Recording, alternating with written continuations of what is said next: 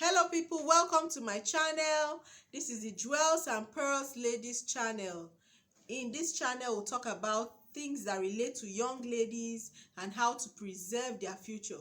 My name is Blessing Nawama. You are welcome. In today's topic, I'm just going to be sharing with you my experience. What is my virginity experience? Yes, we've started this series for a while now. We've done about 5 parts so far or so. So today I want to wrap it up sharing my experience. I actually got married as a virgin. Didn't know any man. Like my mother would say, no man saw my pants.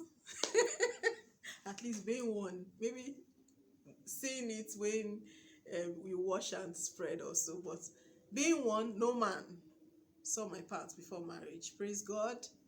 Okay, so it was a decision I made. Even though growing up my mother kept drumming it into our ears. I mean, from when we were like 10 years old, my mother kept telling us, all of you, I married a virgin, you all must marry as virgins. She would keep drumming it into our ears all through secondary school or high school, as you prefer. She kept telling us over and over again, do not sleep with any man. Do not let any man touch you. If not, you will get pregnant. All those stories, you know, African parents. So we had all that. So leaving home for tertiary education in the university, I practically had to make that decision myself. Yes, I'd been told, but I had to still make that decision when I got into the university. You know, experiencing the freedom of staying in the hostel, nobody to chaperone you, no one to monitor, no one to say don't go there, come back early. And in those days, in fact, my first year in university, there was no mobile phone when I entered into university. It came out while I was in school. So it was really it wasn't even common. I think it had come out in 2001, yes, and I was in school in 2002, 2003. So it wasn't even common.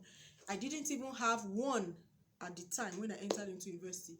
So nobody to really chaperone you and check on you and say, are you home? Are you back from classes? Hope you're in your hostel. Hope you're not out and all of that. There was nothing like that.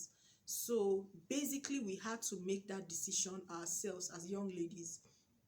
You know, I had that experience where while in the hostel, someone may just come in and say, you know what, there's a bus outside. Do you want to go to a party in this place or that place? Come join us. We are going for a party. And some girls would willingly pick up their bags, dress up, and walk and go with them. And I used to wonder, do you know where they are going to?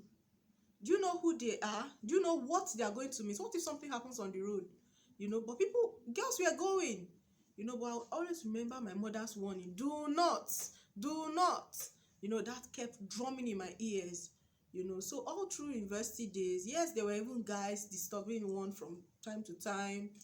Guys that are asking you out and all of that. But I kept saying no. Why?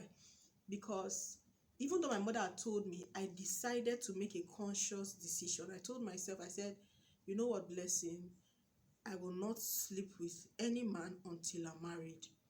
I made that decision. And I also told God, I said, Lord, I would want to make a vow as well. And, you know, I say, Lord, if I really defile myself or sleep with any man before marriage, kill me. I made a vow with it as well, you know, and God helped me. I mean, there was a time I was even, you know, exposed to rape. I could have been raped that night. A night I was walking in a dark place and walking back home from a vigil. I was alone, you know, and I could have been raped that day, but somehow God helped me. God helped me escape a group of boys that just came out, you know, to do mishap. God helped me. They just checked through my things, returned my bag to me, and I walked away free. I have learned that it's important that you make that conscious decision beyond what your mom has told you. Make that conscious decision and then commit it to God. You may not necessarily make a vow like I did, but commit that decision to God like we have learned in our previous series. So I finally got married, and I married a virgin, and God honored me with a good man. in all of this, I've come to find out that God is faithful. So if you make that decision, you'll find out that you won't regret it. I know a lot of people talk about testing these days. Oh, how can you marry someone you have not tested? What if he's not good in bed? What if she's not good in bed? That should not be your focus when you are getting married. Why? Because marriage is not all about sex. Marriage is way more than sex. As important as sex is in a marriage, marriage is way more. Way more. In fact, if you are not being treated right, you will lose every appetite for sex. Yeah. So it's important that we focus on the major.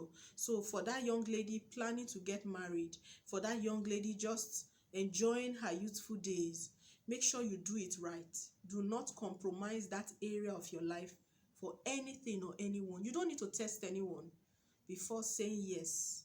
You don't need to sleep with someone and see their sexual prowess before getting married. No, you do not need that. You just basically need to know that that person is your person. You know, make sure he or she is on the same page with you. He or she doesn't abuse your rights of being you and all of that. Lots of things involved in that. We'll talk about that later.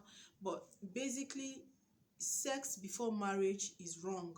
I have found out that it is wrong, and I found out that keeping yourself as a virgin to marriage pays. It just gives you peace in that area. You're not worried. So I'd like to encourage you to like, to share, to subscribe if you have enjoyed this video, and let's get the right message out.